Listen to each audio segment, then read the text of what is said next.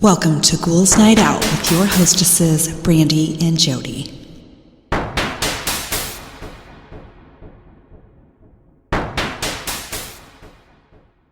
Hello, beautiful ghouls. Welcome. This is Brandy. I'm here with my sister, Jody. Hello. So I have some wild, like the wildest conspiracy theories that people have heard of. Okay. And I want to know if you've heard of these because these are so dumb. Okay. Okay. So, rocks are soft until touched. The dumbest, but still my favorite. What? That's a conspiracy theory. Why? Apparently. I know. Why would they harden up just because you touch them? I don't, like maybe they think it's alive and that's a defense mechanism. Oh my God. That's what, I mean. Whatever. Well, I know, but People are that's stupid. Well, I got like a bunch more. Okay. Traffic barrels are left up for so long because the Department of Transportation bought too many and have no place to store them. Oh my gosh. Okay. That could be, I mean, it could be a thing. Maybe. But why? Yeah. Why would they? And people run over those things a lot. Oh, yeah, so they do. You'd think they would go through them by now. Okay, Gisele Bündchen is an actual witch, and she has hexed Leonardo DiCaprio after they broke up so that he would never be able to date anyone older than she was when they broke up. I think I could find a better curse than that. Yeah, I think he's just a perv. And he's, like, so trying to hold on to his 20s. Like, so bad. I mean, it makes sense, right? Because he was so big in his 20s and 30s, and maybe he thinks that if he, dates younger women, he'll feel like he's still in his... That's sad. It is sad. That's just pervy. Walt Disney was cryogenically frozen, and they made the movie Frozen so that when people Googled Walt Disney Frozen, the movie would come up first. Oh my God. Why would he doesn't care? No. He's dead. He does not care if his name comes up first. I know, like what? I guess maybe his family. I don't know. So stupid. The truck driver that delivered my flooring gave me this gem. The push for green lawns in the U.S. by Big Pharma. To get green grass, you need pesticides. Pesticides cause cancer. Cancer is good for business for drug companies. It was like a 20-minute long rant to get to that conclusion. It was an adventure. I had a coworker that fully believed the government controls the weather so celebrities can have nice weddings. Oh my God. What? How? I mean, unless we live in a giant bubble that we're not aware of, the weather cannot be controlled. No. The 5G waves emitted by the emergency broadcast test activate the COVID vaccine microchips and turn people into zombies. This one is definitely one of the weirdest I've ever heard. Yeah, you should have did you see TikTok around that time? People, I mean, they were coming up with all kinds of shit. Yeah, it was nuts. It's like, really, people chill out. That Finland doesn't exist. That's just rude. Tell that to the Finland people. Are they Finnish? Oh, yeah. Is that what they are? Yeah, called? Finnish. Flat Earth, just everything about it. Oh, my God. That's a great one. Don't even get me started. We've already talked about that. And nasal eyes. So dumb. Your social security number indicates which bank you were sold to at birth. Yeah, I've heard that one. Conspiracy 58. Basically, a conspiracy that the World Cup from 1958 never happened in Sweden as it was broadcast, and it was a CIA psyop. The conspiracy is documented in the movie Conspiracy 58, which makes a very compelling case until the very end of the credits where it claims to be the work of fiction, with text only in Swedish. People legitimately believe this theory now. I've never seen Conspiracy 58. I haven't either. You have to look into that. That the Great Fire of London was actually started by a rat spontaneously combusting. Okay. What? Do they do that? Why would they? I don't know. The reason that people do, they say, is because of their alcohol content and most likely cigarettes or something. Yeah. I don't think rats smoke I don't or drink. I don't think I could so be either. wrong. I don't know. No. Could be alcoholic rats running around everywhere. I wouldn't know. Some nut jobs have convinced themselves that every celebrity is trans. They point out all kinds of physical attributes to quote-unquote prove it, like masculine jawlines and male eyes, or too small hips that a woman wouldn't be able to birth through. One bikini pic of Taylor Swift shows a bit of a pronounced pubic mound, and the conspiracy nutters never have seen naturally naked women, yet must be a penis. Oh my god. Oh my god. QAnon, all of its insanity, but the most crazy and unbelievable part is that they consider Trump to be a genius. It's definitely conspiracy.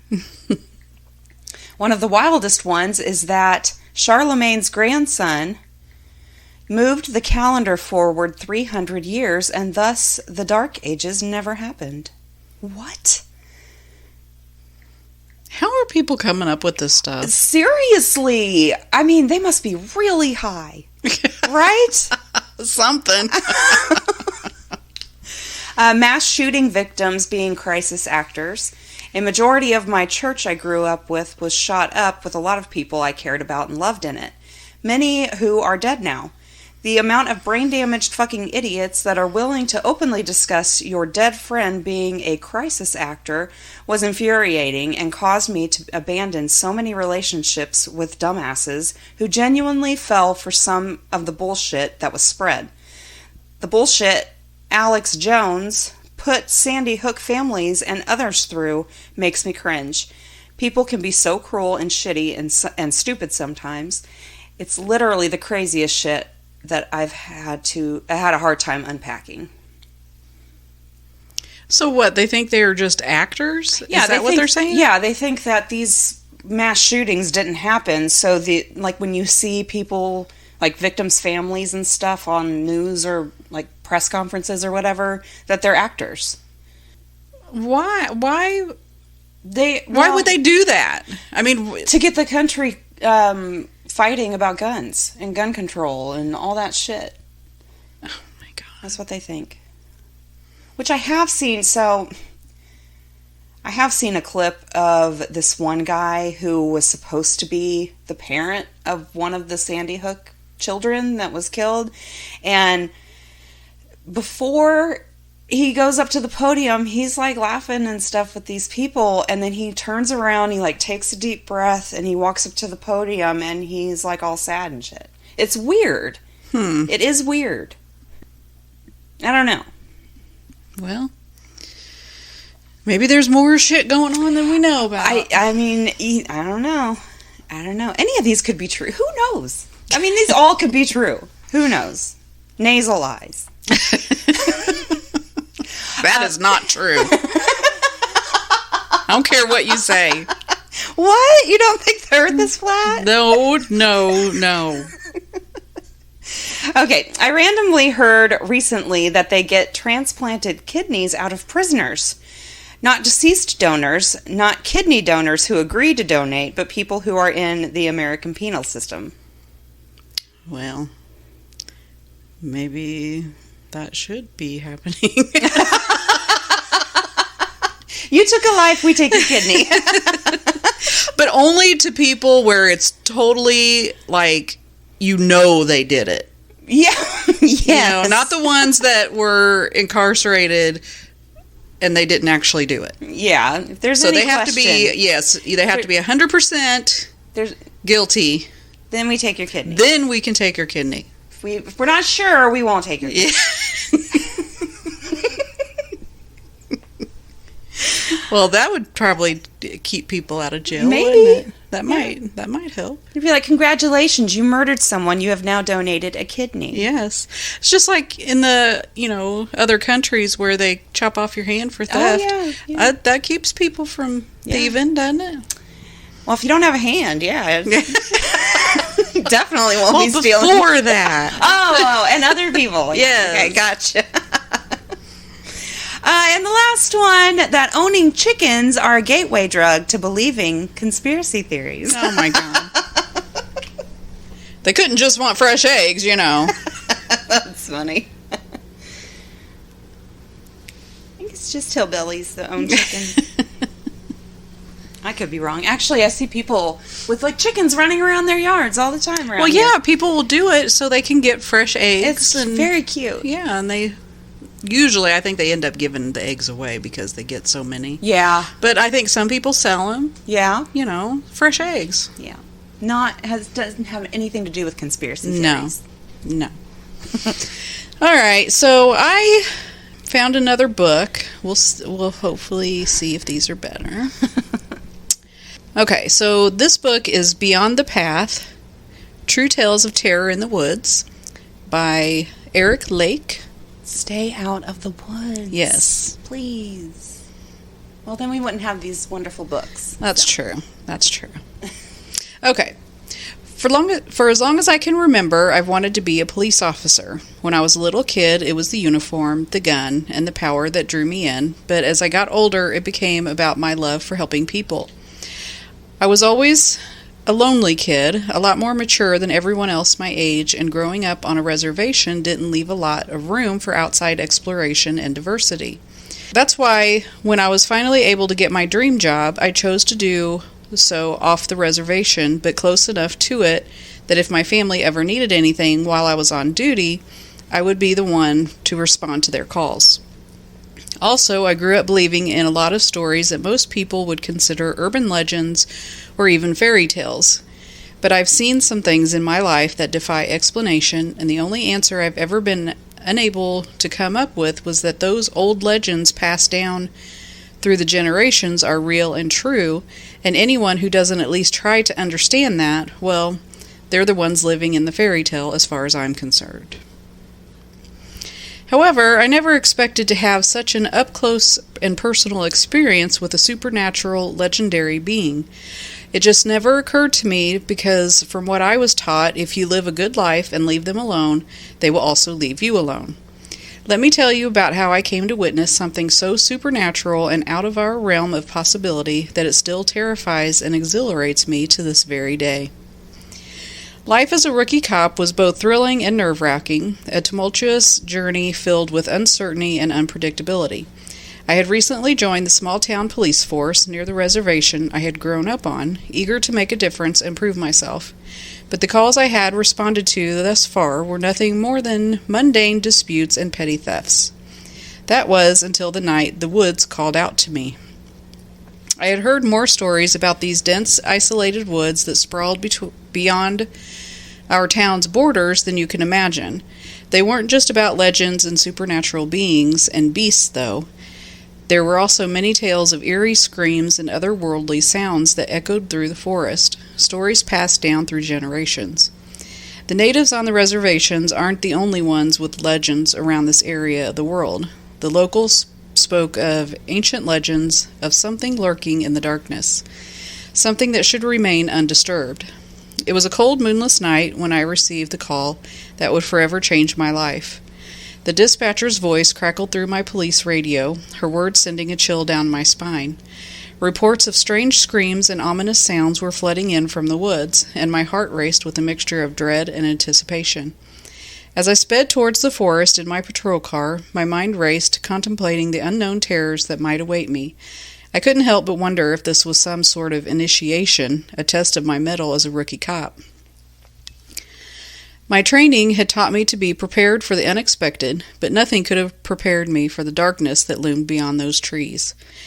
The journey into the heart of the forest was an eerie one. The narrow, winding road was enveloped in inky blackness, and the dense canopy above obscured the few stars that dared to peek through. The silence was deafening, broken only by the hum of my engine and the haunting whispers of the wind. I had never been to to this particular forested area before because, as I had already said, it wasn't on the reservation. I lived a sheltered and isolated life, and this was far beyond the borders of where I'd ever been allowed to go as a kid growing up. I've passed by the forest many times as an adult and noticed it in my periphery when I would ride past on patrol, but I had never entered into it. I think from the very moment I saw it and heard what the locals said lurked and roamed in there, I knew it was something not to be messed with. I'm very superstitious and believe wholeheartedly in the paranormal, so when locals in the area tell me a place is haunted, I am inclined to listen. The dispatcher had been vague about the nature of the reports, mentioning only that the screams were deeply unsettling. She cautioned me to be cautious, to await further instructions upon my arrival. My heart pounded as I approached the coordinates, my patrol car's headlights cutting through the oppressive darkness like a beacon in the night. The forest came into view, and I parked my car at the edge of the woods. I was alone, as my more experienced partner was out of town on vacation. The situation felt surreal, a mix of adrenaline and trepidation that left me questioning the sanity of my decision to become a cop. As I ventured further into the woods, the strange sounds grew louder, an eerie cacophony that seemed to emanate from all directions. The air was thick with tension, and my every instinct screamed at me to turn back.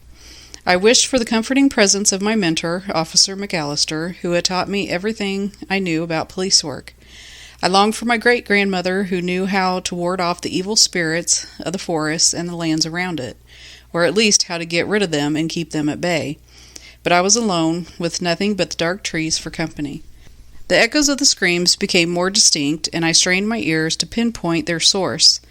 The forest seemed to come alive with unsettling noises like the agonized cries of a tortured soul.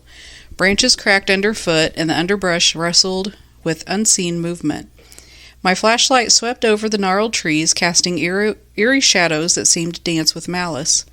My heart thundered in my chest as I ventured deeper into the forest, the disorienting sounds leading me further into the unknown.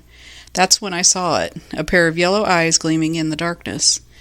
I froze, my heart in my throat, as I aimed my flashlight toward the source. A massive wolf stood before me, its fur bristling with menace, its fangs bared in a menacing snarl.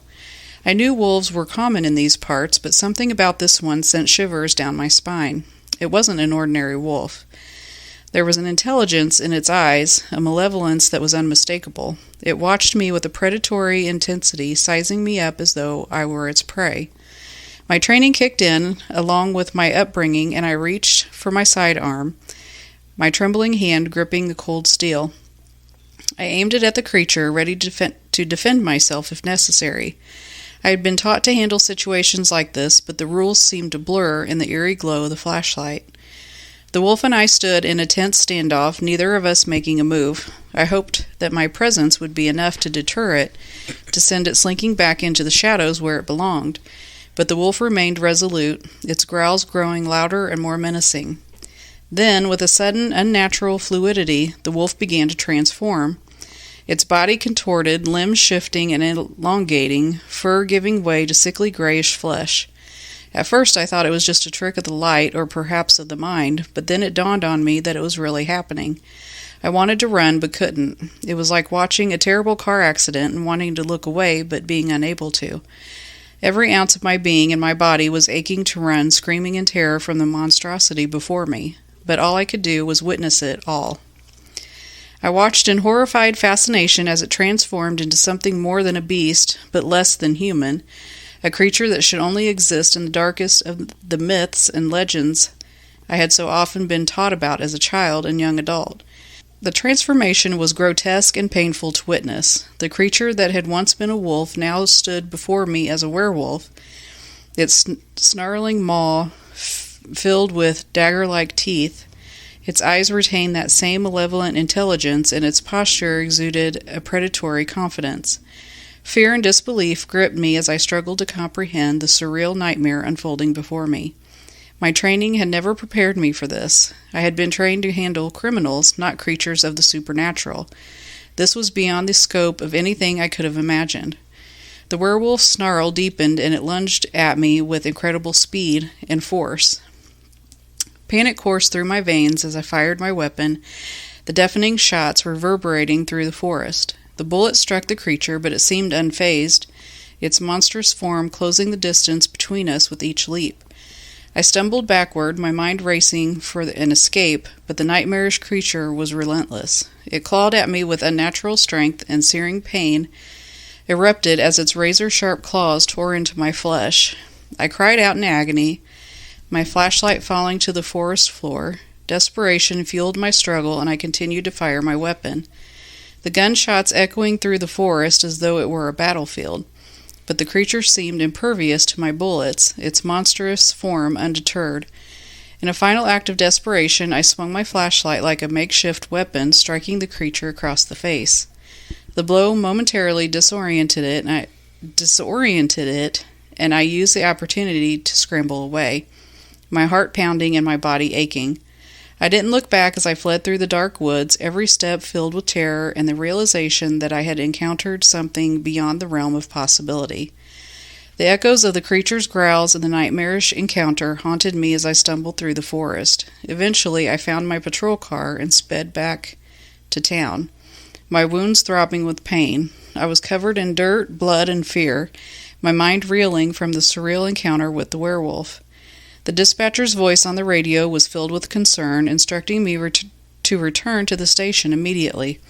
I told her I had been attacked by a wolf, but that I had gotten away relatively unscathed, physically at least. That would explain all the snarling noises, screams, howls, and gunshots she heard without me having to put myself at risk for reassignment due to mental health issues.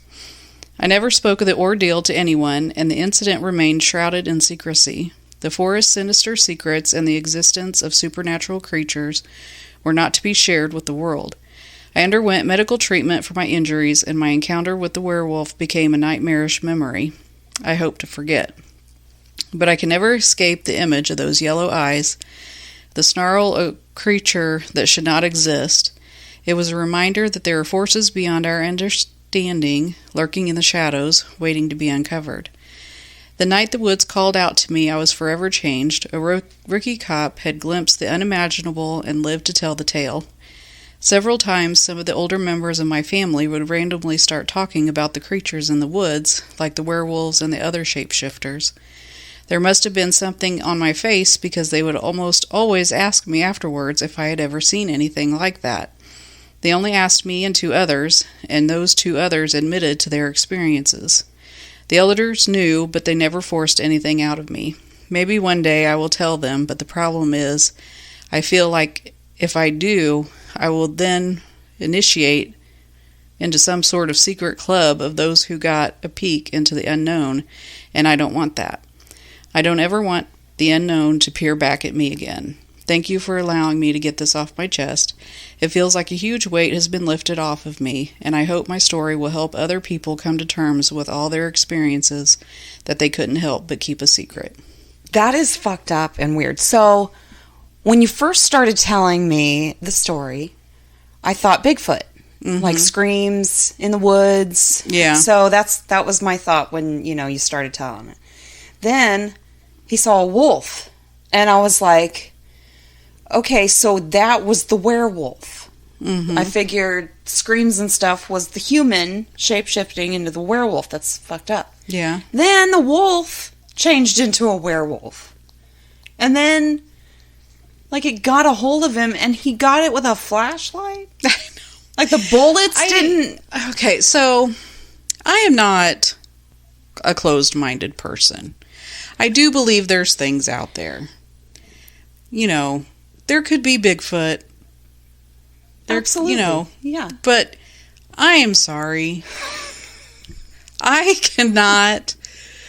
Yeah, that's bullshit. I do not believe that there are things that shift into a human person into an animal. I'm sorry. I just don't. I don't believe that's a thing either. I don't believe that at all. I don't either. But that's why I was so confused, because I've never heard a wolf transferring into a werewolf. I thought werewolves were basically a mix of humans and wolves. Yeah. Basically. I mean, there's obviously something else supernatural in there, but I've never heard of a wolf turning into a werewolf before. That's just fucking weird. And if you're going with, like, the werewolf scenario in culture anyway, if he got scratched... That's exactly what I was thinking. He's a werewolf now, too. Yeah, exactly. So, yeah, if you haven't shapeshifted into a werewolf yet, sir, I don't believe your story. Well, I don't believe in anyway, either way, so... Oh, and also I wanted to mention, Odin has now joined us on the couch. If you hear purring, that is him. All right. My good friend Emily and I grew up together in Illinois. We lived next door to one another, and most of the time we would hang out in the woods behind our house. We would fish, camp, and really just do nothing together. There were no other kids in the neighborhood except for us, and we were kind of all we had. Our families got along well, and I have some fond memories of that time in my life. There were times in the woods, though, that she and I had some strange experiences. When we would be out there, when the sun was going down, there was always this feeling of not being alone. We would hear strange things, and both of us would be frightened, but also it kind of fascinated us. She and I ended up, in our teenage years, becoming very interested in all things involving and related to the occult. We did a lot of research on everything from spiritual visitations to poltergeist activity and even doppelganger phenomenon. We never did figure out the mystery of the woods, though. Now, as I sit here in retrospect, I wonder if it was one or both of us that the activity was connected to, and the reason I ask myself that question is because of something that happened to Emily and me recently, when we decided to get together after a long time of not seeing one another and go camping in a wooded area not too far from where we grew up. This place is different from the one we grew up playing and hanging out in, but from the very beginning the strange feelings and sensations were the same as they always were. We each invited other friends to come with us, as we had moved so far from where we grew up and from one another, but we still always found time on our own to camp and fish in the woods. No one took us up on our invitation, and it was just me and her. We met at my parents' house and loaded my truck up for the hour ride to the site we had chosen. She was going through a hard time at that point in her life, and I was sort of aimless at that time as well. It was like fate brought us back together, and at first I thought it was going to be so that we would finally be together, but I didn't understand the forces working around us or what they had in store for us. I still have no idea why any of it happens or what it all means. I know I'm not a very good writer and hope this story doesn't end up too jumbled for people to really understand what we went through and how it affected me. I hope to maybe find some clarity by writing it all down here and continuing to scour the internet looking for similar encounter stories. So here's what happened once we finally set up camp and got comfortable. The fire had dwindled to a feeble glow, casting long, wavering shadows across the ancient trees that surrounded our campsite. I lay inside my sleeping bag, shivering despite the thick layer of insulation, a chill deep in my bones that had nothing to do with the crisp night air. I tried to focus on the distant rustle of leaves and the occasional hoot of an owl, the comforting sounds of the forest at night, but something felt profoundly wrong. My best friend Emily lay asleep in her tent nearby. Her peaceful breathing was a stark contrast to the unsettling sense of unease that gripped me.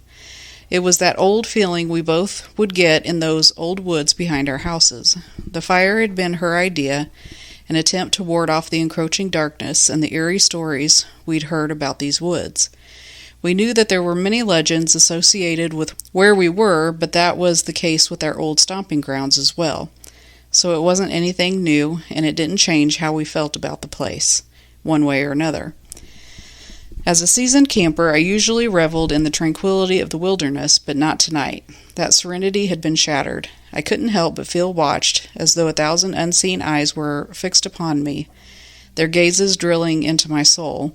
I tried to shake off the irrational fear that had taken root in my mind, attributing it to the ominous tales we'd been told around the campfire earlier. But as I lay there, I couldn't deny that something was off. No matter how hard I tried, I heard a twig snap in the distance, not a random woodsy sound, but a deliberate break. My heart began to race, and I strained my ears to pick up any movement. There it was again, a shuffling, as if someone or something was creeping through the underbrush. Swallowing hard, I unzipped my sleeping bag and reached for the flashlight beside me. I shone the beam into the dark wilderness, my breath catching in my throat. I saw nothing, just the silhouettes of gnarled trees and tangled vines.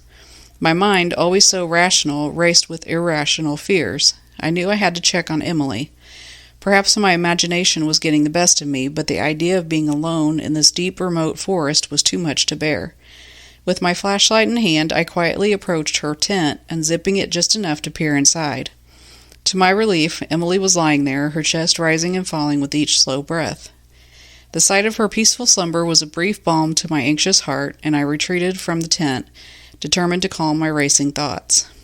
I certainly didn't want to disturb her slumber, or wake her up and tell her what I was sensing, feeling, and what I was hearing in the forest around us. While our experiences and the sensations we felt as kids scared both of us, it seemed like it was a bit too much for her to handle sometimes, and I didn't want to lose her again once the trip was over.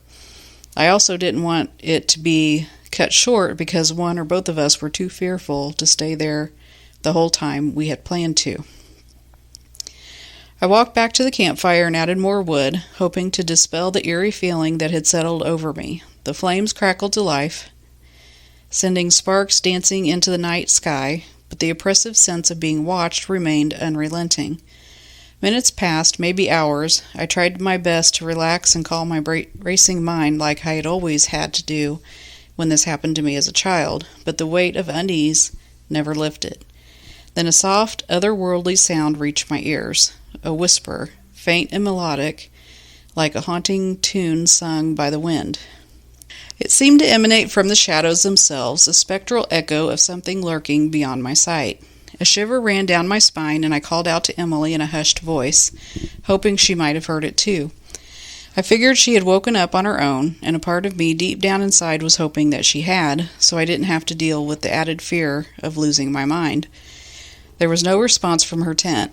Fear gnawed at me, my instincts screaming that something was horribly wrong. I grabbed my flashlight and swung it around, scanning the surrounding forest. My breath hitched when the beam landed on a figure standing by the fire, a figure that looked just like Emily. My heart pounded, and I could hardly breathe as I stared at the doppelganger. She stood there, her eyes vacant, her face an unsettling mask of emptiness. Her lips moved, but no sound emerged. I wanted to scream, to run, but I was paralyzed by a terror I couldn't fully comprehend. The doppelganger suddenly convulsed, contorting into something grotesque and inhuman. Its form shifted and its skin darkened to an abyssal shade. It stretched out its elongated limbs like tendrils of shadow, and the very air around it seemed to thicken. I couldn't tear my eyes away from this nightmarish transformation. Then, with a terrifying swiftness, the creature disintegrated into a cloud of darkness, like ash scattering in the wind. The night fell silent once more, and the fire continued to crackle as if nothing had happened. Unable to contain my panic, I burst into Emily's tent, shaking her awake.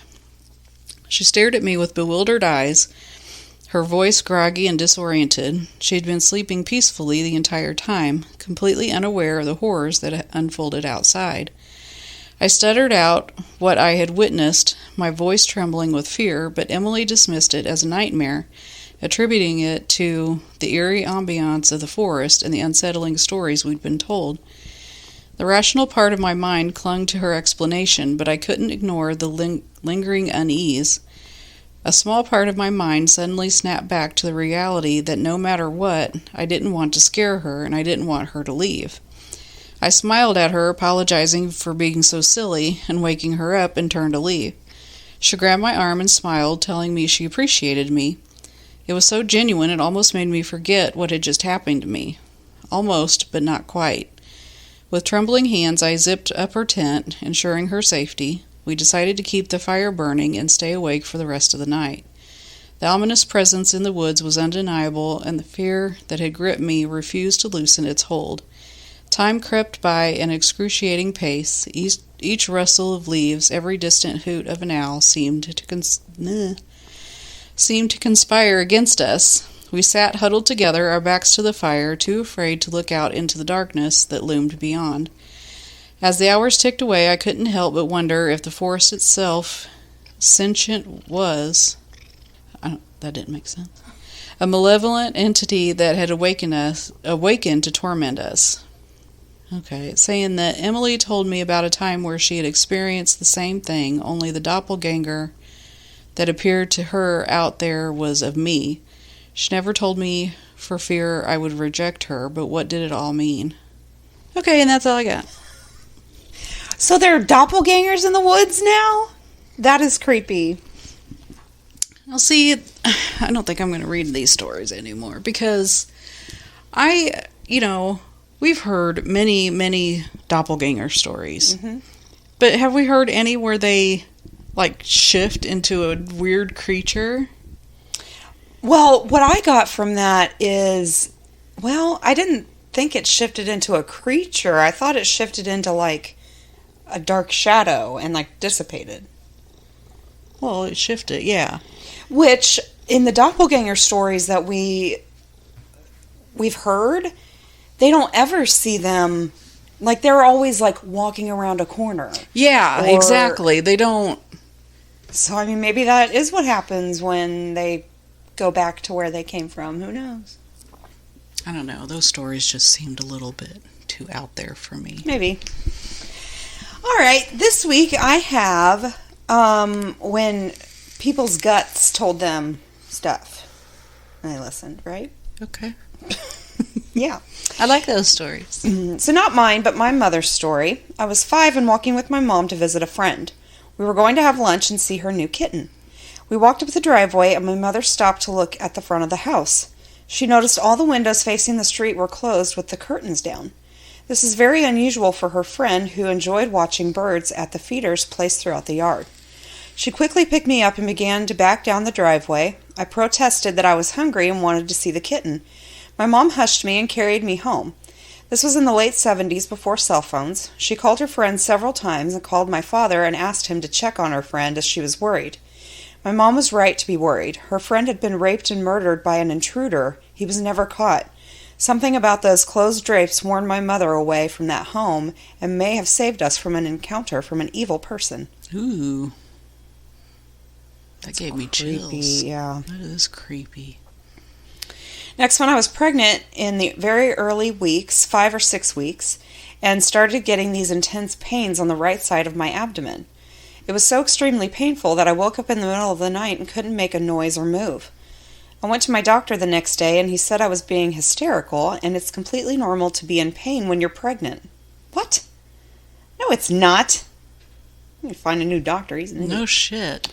He refused to get me to an OBGYN and said I could go private if it was such a big deal. Oh my God, what a fucking dick.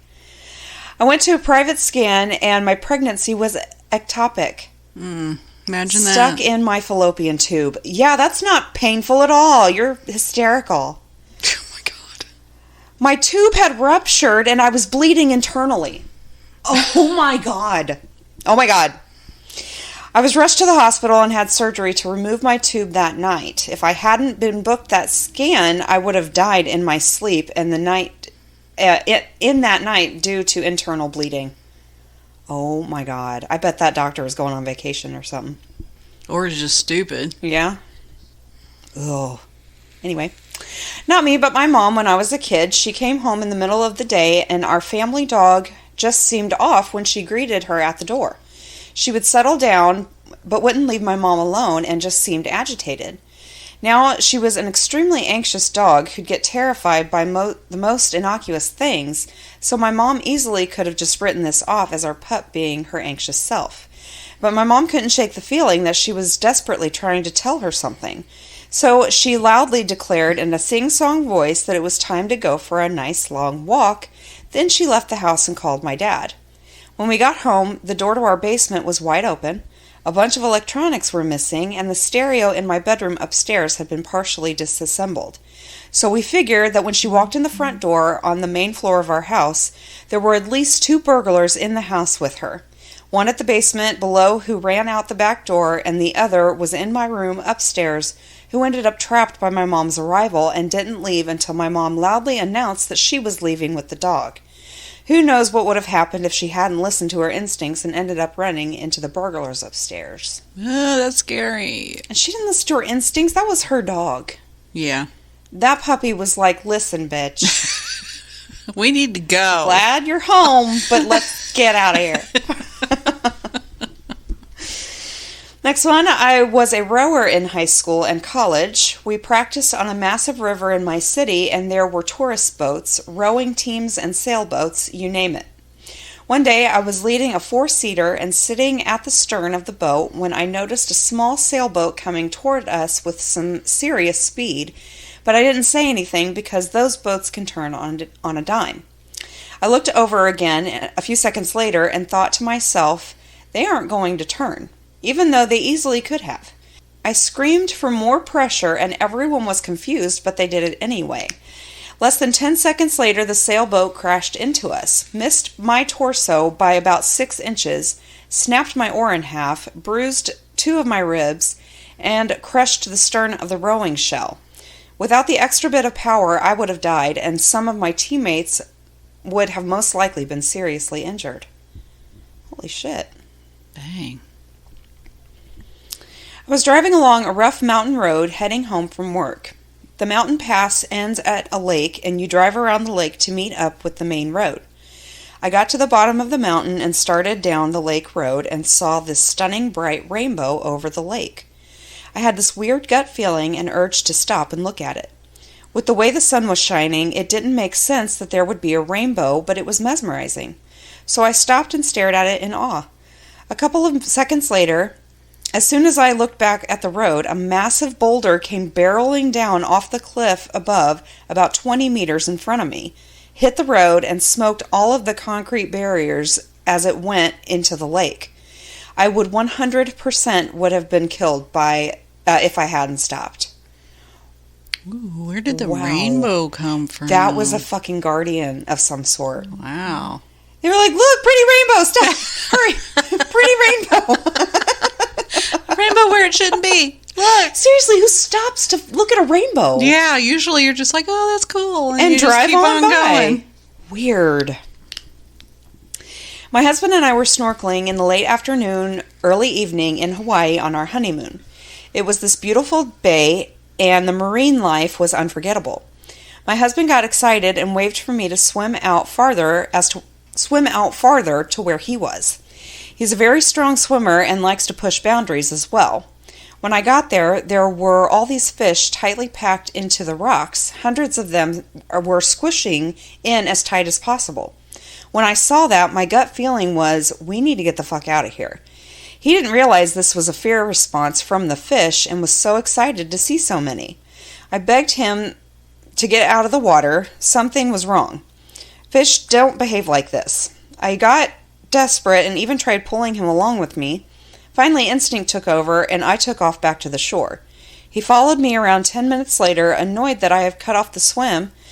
The next day, it was on the news that a tiger shark had been in the area and attacked 2 locals. One man lost a leg. Now, I'm not saying that the tiger shark was there licking its chops, but could have been something else that spooked the fish. But now my husband listens to me when I have gut feelings. Bet he does. I went to the gas station for snacks, and something just told me to park in a spot a second away from the door instead of the one directly in front. About 15 minutes later, a truck comes flying through that very spot into the door and out of the back wall. The most surreal moment of my life. Wow.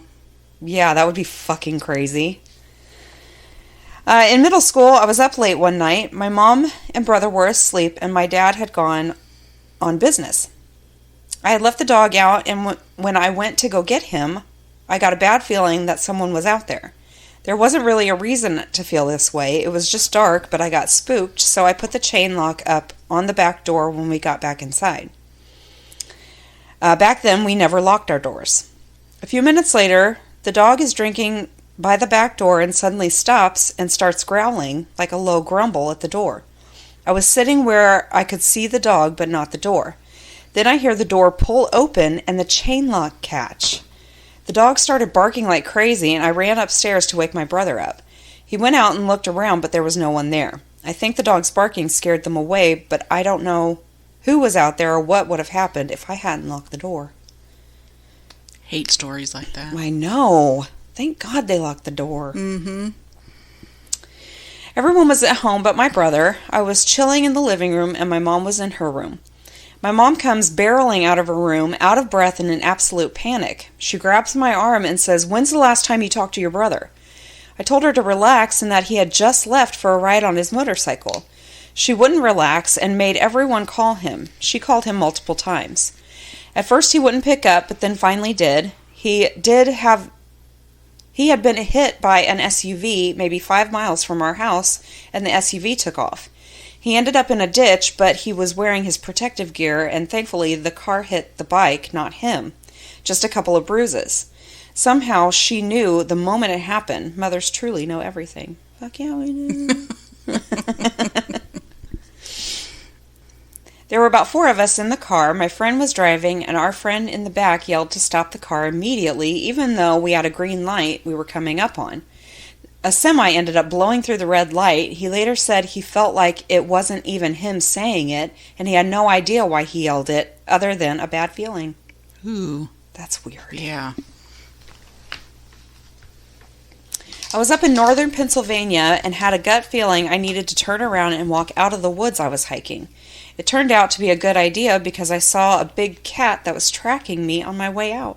Holy shit. When my mother was in high school, she and her best friend were arguing over who was going to take a ride on the back of their guy friend's new motorcycle. My mom lost the argument, and her friend got on the back of the motorcycle and rode away. She never saw them again because her friend and the guy were both killed in an accident during that ride. Oh my gosh. Holy shit. Just don't ride motorcycles. Seriously, they're so dangerous. The only people that need to ride motorcycles are people in sunny states. It's always warm, and it saves on gas. That's it. If you have a long commute, I could see maybe getting a motorcycle. But other than that, they're just dangerous. And it's usually not the people on the motorcycles. It's usually people that don't see them. Yeah. This guy invited me over for wine when I was new in LA. When I got there, he was just being weird and said, "Let's wash your feet." What? Took me by surprise, and I took off. Why? Well, that's totally normal. Years later, he is currently in jail waiting for a trial for murders of 2 women he apparently drugged in his apartment. Well, yeah, he probably offered to wash their feet, too. Yep. Weird. When I was 13, I was walking to the bus stop in the morning. A car was going through my neighborhood very slowly, which made alarm bells go off in my head. It went past me, and I glanced over my shoulder to keep an eye on it and saw it doing an immediate U-turn. I noped right out of there and dove through the bushes, crossed a bunch of driveways, and found a neighbor who was washing his car. I looked back to where I had been standing, and the strange car had stopped. A seriously scary-looking dude got out and was looking in the bushes. I don't know if I would have died exactly, but I would have not had a good time. Nope. That's super sus. I was driving uphill behind a flatbed truck carrying I-beams. I envisioned them sliding off the truck and hitting my windshield. I changed lanes so I wasn't behind the truck, and 2 seconds later the I-beams were sliding off onto the road where my car would have been, sparking and gouging the pavement. It was terrifying. To this day, I won't stay behind trucks with anything strapped down. Yeah, I try to steer clear of those, too. Yeah, you can't trust that. And those were mine for the week. Alrighty. It's time for the witty wrap-up. Yay, witty wrap-up! My 4-year-old said she's scared to become a grown-up because she doesn't know how to do the gas station. She has no idea how real she's being right now. Yeah, you don't know how to do anything. You just got to figure it out. 6-year-old. Was I born naked? Me? Yeah. 6-year-old. Sorry about that. That's cute. Well, it's not your fault. I love that my son is the same annoying as me, so we can annoy his dad together. It's how we bond. That's so nice. My kid has taken to only grunting at me, and honestly, I think this is an improvement. Okay. 13-year-old, I need cool clothes. Me, I think your clothes now are pretty cool. 13-year-old, that's the problem. What? Because the parent thinks they're cool. My daughter just asked me if my parents are still alive, so I had to explain again that the lady that has lived with us since she was born, known as her Mimi, is in fact my mother. That is weird when you're a kid, I think. Yeah, I think you just don't get it. They don't get the familial thing.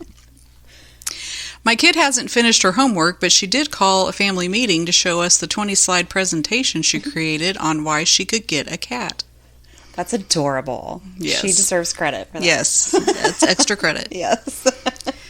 My kids no longer believe in Santa. Tell me, what am I supposed to threaten them with now? Who am I supposed to imaginary call in a crisis? God, maybe? I don't know. It's a very good question. That is a good question. You just threaten to take their phone. Yeah, there you go. That'll do it. I just told my toothbrushing 8-year-old to move it around some. Don't just suck on it.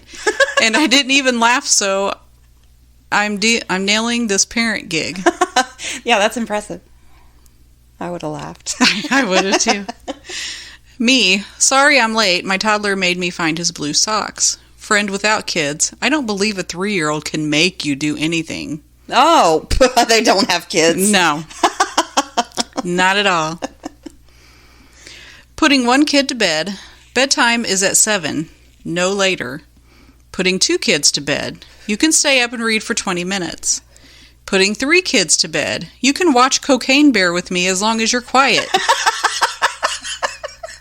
That's great. Just don't say anything. Asked my 12-year-old daughter how her babysitting business was going, and she said it's tough when some people don't even charge for their services. Grandparents are my biggest competitors. That's funny. My daughter very gently told me that she would like to be in charge of Christmas decorations this year instead of me because she'd like our home to look better. Oh, punk. Cleaning up after young kids means constantly having to guess whether stuff like this is garbage or the single most important possession of that 5-year-old daughter that your 5-year-old daughter owns at this moment. And it's a picture of a cup with some popsicle sticks glued to it. Oh, that is very important stuff. Yes. We just got a report that our kid has spent 34,721 minutes listening to one song, in case you were thinking of having kids. Oh, my God. That's hilarious. One song? Oh, my God. Not me, once again, breaking something in the house that I've repeatedly warned my children to be careful with. Oh, shit. My kid's wish list at age 6, an adorably misspelled handwritten request for toys. My kid's wish list at age 14, a professionally designed slideshow with links to big-ticket items that ends with the phrase, "Open your hearts and your wallets." Oh, God. My son asked for a new hoodie for Christmas, so for convenience and to save time, I'm having it shipped directly to his girlfriend's house. That's great. We hide all our presents in big boxes marked vegetables because we know the kids will never go near them. That's smart. And my last one, there's only one type of person that buys a child's drum set, and that person is revenge gifting. Yes, that is true. And yes, I have done that. Or it's a sibling and they think it's hilarious. Yes. Yeah, I've done that too. Yeah. Anyway. It was great, wasn't it? No. No. I loved it, though. All right. Well, thank you so much for listening. Send in your stories, goalsnightoutpodcast@gmail.com. You can rate, review, and subscribe wherever you listen, and we will talk to you next week. Later. Bye.